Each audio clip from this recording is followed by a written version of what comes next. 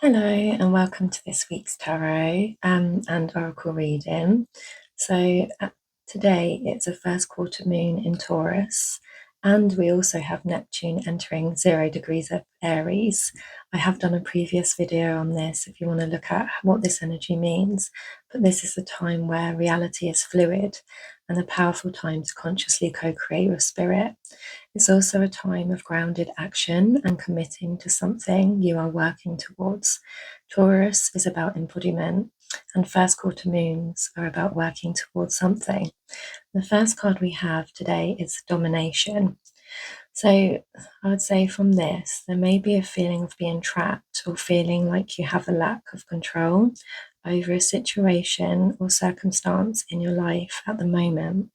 But if you notice on the card, the door to the cage is open. The bird can actually leave at any point and set himself free. There is a lot of growth that has already taken place. Where you are, like as in the cage, there is roots growing, but the roots are extending outside of the cage. There is somewhere else to go, that when it is recognized that you have the power and the choice to use your own free will, you will see what you need to do to take that first step towards your freedom. We all give our power away at some point in our life to authority, structures, and systems, but this is really a time of taking back our power and embracing our self agency and sovereignty so we can move to where we truly want to be. So, yeah, I think this is a really powerful card. The next one we have, and that was the theme. So, this one is crossing the theme, and that's the Amorist. So, from this, you may be fearing leaving a situation and starting something new, as you may be leaving a support network or a feeling of safety, and you may be going at something alone. Or it may be a person you need to leave, whether that is, in a romantic situation, professionally, or, a friendship. But, you are in tune with your emotions and have great passions you're working on, which may be guiding you to a new job or relationship or a collaboration. So try to move through any fears that are holding you back and tap into your desires and passions that drive you. Let your intuition guide you now. Being on or near water could really help you receive clarity on this situation. Remember, you are the creator of your reality. So try to make time for planning or taking any actual steps towards your path to freedom. The next card we have is your conscious thoughts about the situation, and that is the healer, the light worker, the gifted, the old soul. Though some claim the work of the healer as their gift and name it as their dharma, the force of this archetype is within everyone. It is our natural inclination to remember, to return to, and to reclaim that central and eternal life force from which we so easily drift away. In Sanskrit, the word Veda means forgetting, and it is said that this is the source of all suffering and disease. The healer's mission then becomes to move through the comfort of forgetting, through the veils of ignorance and denial, to reveal the radiance that already exists. The healer approaches this in multiple ways, from multiple angles, knowing the cycle of healing is not linear. It is a multi-layered and circuitous process, always leading back to its own origin, much like the Ouroboros. So there may have been a cycle or pattern that you kept repeating. The wheel of karma always continues to turn until we learn that particular lesson. Then it spins again for the next lesson that we need to recognize and work on. The healing cycle is never complete, and we don't need to wait to be healed before we can do or be the person we want to be. You can heal yourself as you do the thing you most want to do. You're now remembering who you are and how gifted you actually are, which is beautiful. When you see yourself as the radiant being you are, you gain the courage and the strength to be in your true power. The next card we have is the gem, the diamond, the gold, the inner treasure. There are infinite names for the gem. It is also known as the jewel, the star, the talent, the gift, the gold. One thing for certain is that it's found deep within a substance that is very much unlike it. For example, a diamond in the rough. The gem always stands in contrast to its surroundings. You can't find it when you are among comforts and pleasantries, Precious stones develop slowly deep in the earth amid pressure and darkness. Discovering the gem requires a descent beneath the surface, where there is no definitive map. Yet the longing to touch the true gem within us is so strong that we cannot help but seek out its radiance. Your gem, like your destiny, is unlike any other in the entire world. Keep digging. So, this represents your subconscious, where you may need to dig deep by doing inner work to discover something you are trying to get an answer to or some clarity on. The answers come from within, in the stillness and the silence. There are beautiful strengths and gifts you already have, and the self work continues to unveil even more facets of you that can bring great success and fortune. Remember, you are unique and have your own talents to share in your own authentic way. So keep exploring yourself and what your passions and desires are, as these will guide you to your destiny. The next card we have is 21, Nut and Geb, Wholeness, Creation of Sacred Purpose, Divine Parents. Nut and Geb the result of Ptah's dreaming of the universe, at least in terms of the perspective of human consciousness. Nut is the sky herself, the vault of stars that arches over and surrounds her lover Geb, who is the earth, the original green man. The two exist eternally in sacred longing for one another. Merged in passionate intent, they form a sacred union of wholeness and co-creation. They are the parents of Isis, Osiris, Set, and Nephthys, and the elder Horus, and all physically form enters our three-dimensional earth plane reality through the portal they create. Nut and Geb are the divine parents who help to initiate us and birth us into our sacred purpose as we spiral around the great wheel of life, death, and rebirth on our shamanic path towards embodiment of the enlightened heart and mind. We are meant to awaken and remember our connection to the divine so that we can become adult children of the gods and assume more responsibility in caring for our sacred planet. We also inherit the powers of the ancient ones as we grow into their likeness. If you've pulled this card, you have completed a great round of transformation in your life and are ready to step out into the world with sacred purpose and a strong sense of your own wholeness. Embodying the sacred marriage, you contain the merging of the feminine and the masculine energies inside yourself and bring those fully balanced energies into your life and the life of others. You may find yourself experiencing a deep sense of peace and well-being as you remember that you are both human and divine. You're at home both on Earth and in the great star nation. The more you reflect upon this card, the more you will feel as though you have come home. This is a beautiful energy. You are seeing you are part of the divine and you are one with all things. The knowledge you have gained about yourself has transformed your perspective on who you are. You know you have a sacred purpose here. You chose to be here now as it is time to do what your ancestors could not do. The healing you have done on yourself heals your ancestors, and they are with you, guiding you for each step. This is the age to step fully into your authenticity, as your unique gifts can inspire and teach others to embrace and be themselves. There are so many people waking up to their true potential, which is amazing. And we as a collective have the power to change what is no longer working in our societies. I really think maybe meditate on this card. It's very beautiful. The next card we have is the Tree of Life, and this is what is beginning. Bast awakens Anubis's holy longing with fruits from the sacred Tree of Life. Anubis hangs in anticipation, preparing to meet his father in the depths of the waters of the dreaming world.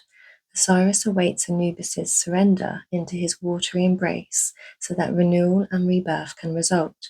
What are you dying to discover and or renew? When you pull this card, it's time to stop and consider the concept of surrender. Through your ability to find stillness in a meditative state, you'll be able to recognize how, in your everyday journey, you are engaged in the shamanic rite of passage of surrender, death, renewal, and regeneration. Look for the beauty that is the inevitable result. So, a time of surrender is here, which encourages you really to go within, meditate, and you will discover what you are seeking. Our life is a continuous cycle of letting go, of things that no longer serve us, so we can evolve and grow into who we truly are.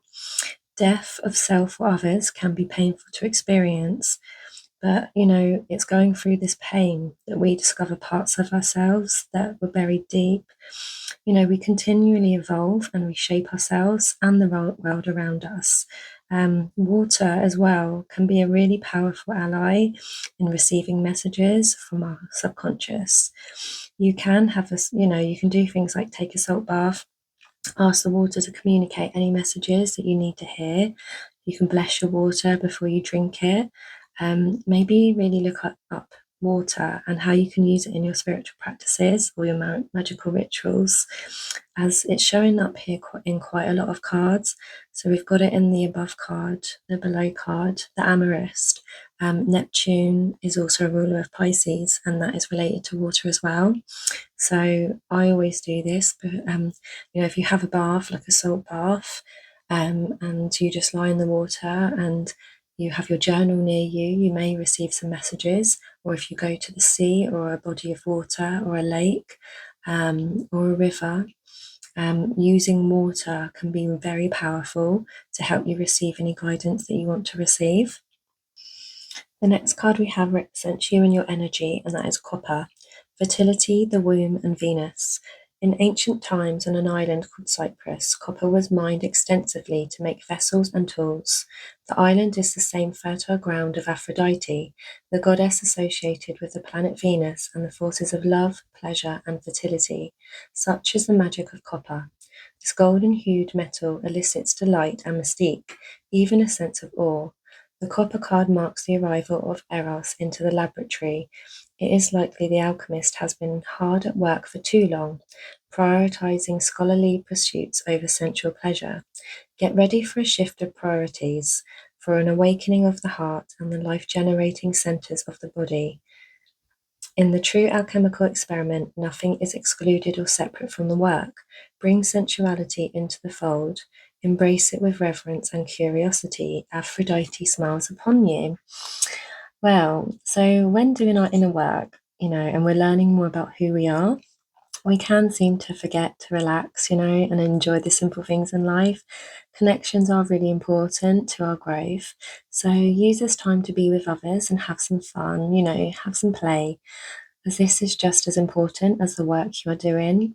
Try not to take the work too seriously, as we are here to experience all that life has to offer.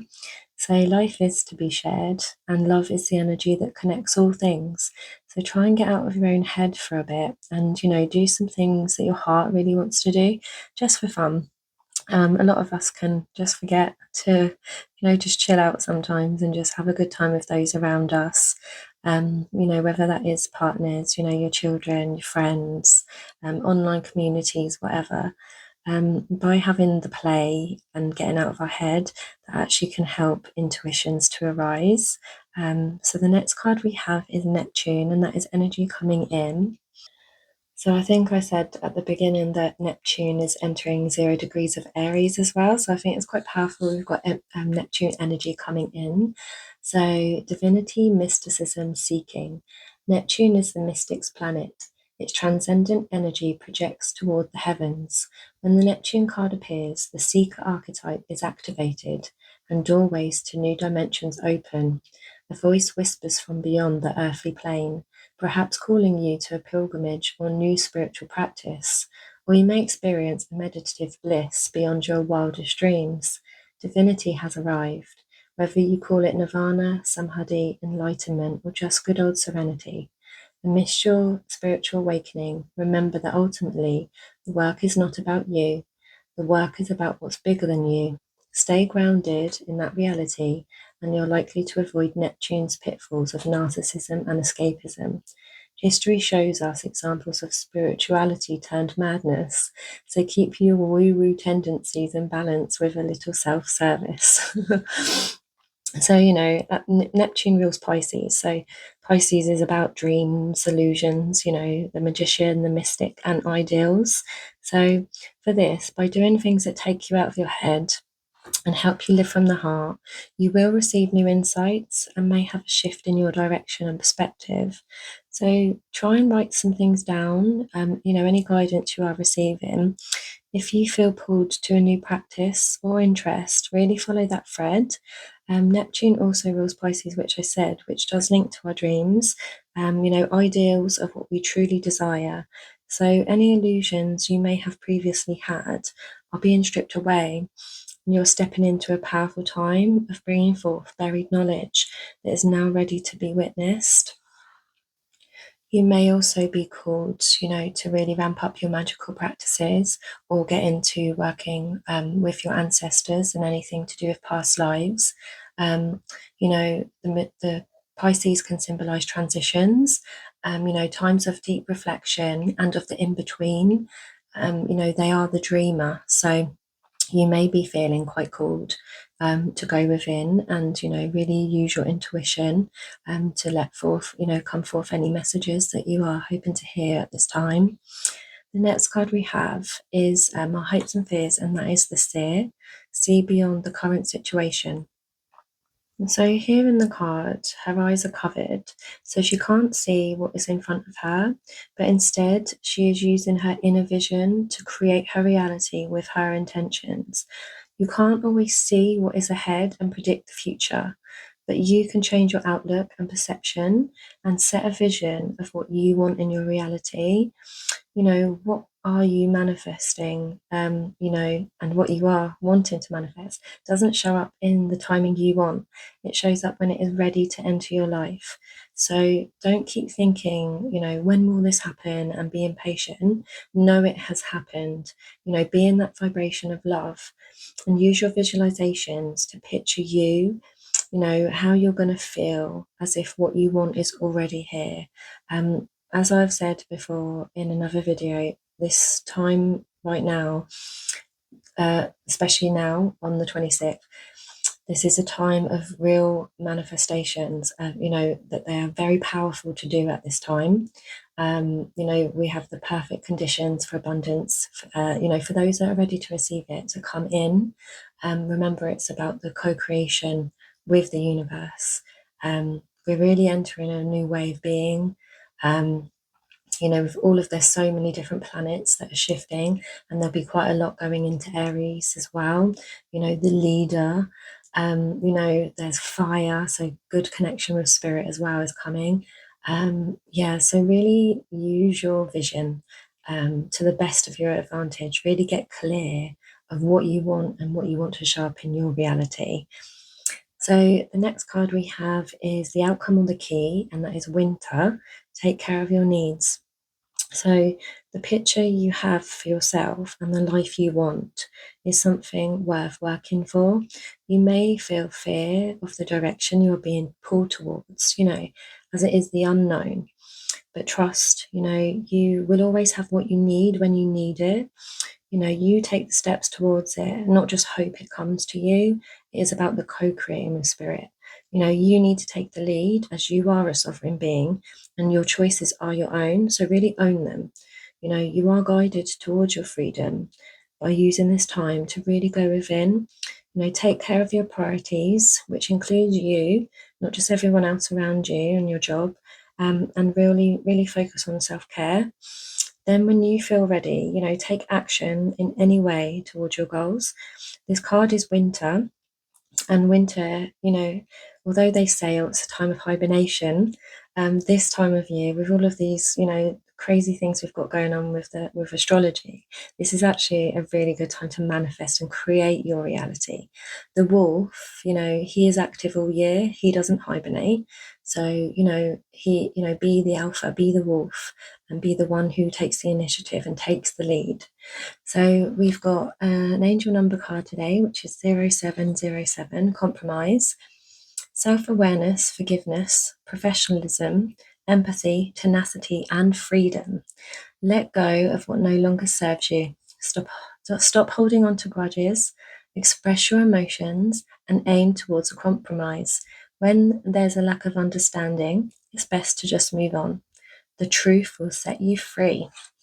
And the animal we have today is the peacock. Vibrancy. You were born to shine and inspire.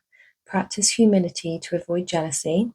Be grateful for life, and more good things will come. be true to yourself and recognize your brilliance. Yeah, I do think gratitude is a really important thing that not maybe everyone does. The more you're grateful for the life you already have, whatever small things they are, that really helps more things come to you. If you're always looking at what you don't have and a feeling of lack, then that's what you're going to create. So really try and raise your frequency, your vibration, and just maybe make a list of the things that you are grateful for and read them off, maybe every morning and every night before you go to sleep. Gratitude is a really powerful thing, especially with manifesting. So yeah, really try and be in a place of being, having gratitude for the things in your life. I hope this has helped you in any way. Please share below in the comments what you're hoping to manifest. And until next time, thank you. Bye.